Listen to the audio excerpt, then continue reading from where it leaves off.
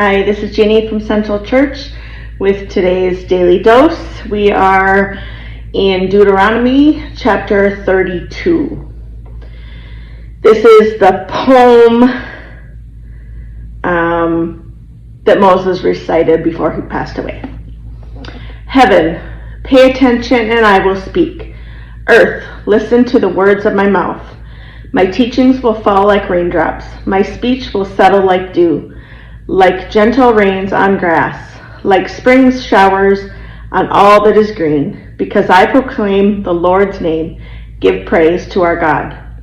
The rock, his acts are perfection, no doubt about it, all his ways are right. He's the faithful God, never deceiving, altogether righteous and true is he. But children who weren't his own sinned against him with their defects. They are a twisted and perverse generation.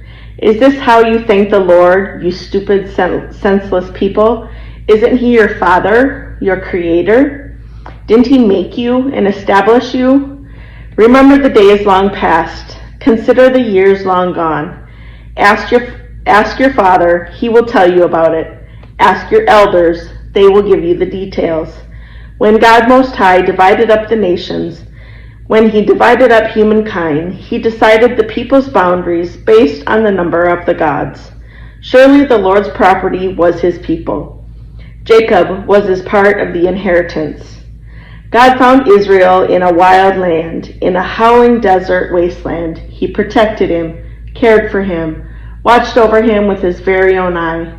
Like an eagle protecting its nest, hovering over its young, God spread out his wings, took hold of Israel, carried him on his back. The Lord alone led Israel, no foreign god assisted. God made Israel glide over the highlands. He fed him with food from the field, nursed him with honey from a boulder, with oil from a hard rock, curds from the herd, milk from the flock, along with the best of lambs, rams from Bashan, he-goats too, along with the finest wheat, and for drink, wine from the juiciest grapes. Jacob ate until he was stuffed. Jeshurun got fat, then rebellious. It was you who got fat, thick, stubborn. Jeshurun gave up on the God who made him, thought the rock of his salvation was worthless. They made God jealous with strange gods, aggravated him with detestable things. They sacrificed to demons, not to God, to deities of which they had no knowledge, new gods only recently on the scene, ones about which your ancestors had never heard. You deserted the rock that sired you. You forgot the God who gave birth to you. The Lord saw this and rejected out of aggravation his sons and his daughters. He said, I will hide my face from them.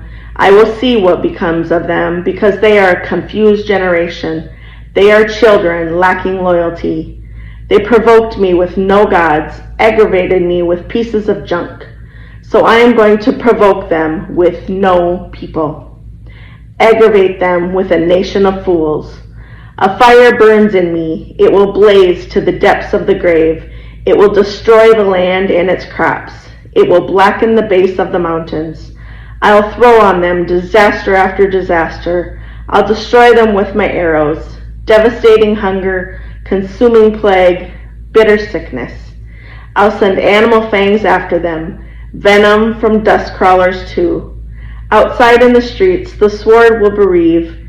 Inside, in the safest room, there will be terror for young men and women, nursing baby and senior citizen. I thought about it. I could have struck them down, erased them from human memory, but their enemies' rage concerned me. Their opponents might understand. They might say, our strong hands, not the Lord's, did all this, because they are not a thoughtful nation. They lack any insight. If they had any wisdom, they would understand this. They would discern what will become of them. How could one person chase off 1,000 in battle? How could two people make 10,000 flee for their lives? Only because their rock sold them off. Only because the Lord handed them over. But no, their rocks can't compare to our rock. Our enemies are completely stupid. Their roots runs straight from Sodom, from the fields of Gomorrah. Their grapes are pure poison, their grape clusters nothing but bitter. Their wine is snake poison, venom from a cruel cobra. Don't I have this stored up, sealed in my vault? Revenge is my domain, so is punishment in kind. At the exact moment their steps slip up, because the day of their destruction is just around the corner, their final destiny is speeding on its way. But the Lord will acquit his people, will have compassion on those who serve him. Once he sees that their strength is all gone, that both prisoners and free people are wiped out, the Lord will ask, where are their gods, the rocks they trusted in, who ate up the fat of their sacrifices, who drank their sacred wine? They should stand up and help you. They should protect you now. Now look here, I myself, I'm the one. There are no other gods with me. I'm the one who deals death and gives life. I'm the one who wounded, but now I will heal. There's no escaping my hand. But now I'm lifting my hand to heaven. I swear by my own eternity, when I sharpen my blazing sword and my hand grabs hold of justice, I'll pay my enemies back. I'll punish in kind everyone who hates me. I'll make my arrows drink much blood, while my sword devours flesh, the blood of the dead and captured flowing from the heads of enemy generals. Heavens, rejoice with God. All you gods, bow down to the Lord, because he will avenge his children's blood. He will pay back his enemies. He will punish in kind those who hate him. He will cleanse his people's land. So Moses came and recited all the words of this poem in everyone's hearing. Joshua, Nun's son, joined him. When Moses finished speaking all these words to all Israel, he told them, set your mind on these words I'm testifying against you right now, because you must command your children to perform carefully all the words of this instruction. This is no trivial matter for you. This is your very life. It is by this means alone that you will prolong your life on the fertile land you are crossing the Jordan River to possess.